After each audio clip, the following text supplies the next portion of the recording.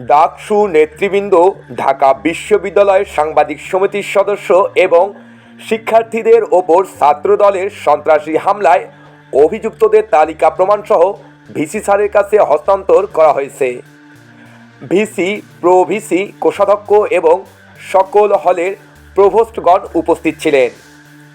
ঢাকা বিশ্ববিদ্যালয় প্রশাসনের নিকট আমাদের দাবিসমূহ: ১. উক্ত ঘটনার সাথে জড়িতদের অবিলম্বে বিশ্ববিদ্যালয় থেকে বহিষ্কার করতে হবে। ২.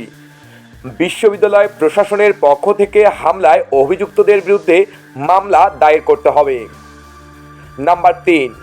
হামলায় আহত শিক্ষার্থীদের চিকিৎসা খরচ বহন করতে হবে। ৪. ক্যাম্পাস সাংবাদিকদের সংবাদ সংগ্রহ ও তথ্য প্রকাশের স্বাধীনতা নিশ্চিত করতে প্রশাসনকে সুস্পষ্ট অবস্থান নিতে হবে। ৫. রাজনৈতিক সহাবস্থান নিশ্চিত করতে একটি অন্তর্ভুক্তিমূলক রাজনৈতিক আচরণবিধি প্রণয়ন ও তা বাস্তবায়ন করতে হবে। ৬. শিক্ষার্থীদের সার্বিক নিরাপত্তা জোরদার করতে হবে। প্রিয় দর্শক, এই দাবিগুলোকে আপনি একজন সচেতন নাগরিক হিসেবে কিভাবে দেখছেন? অবশ্যই আপনার মূল্যবান মতামত জানাতে ভুলবেন না। ধন্যবাদ।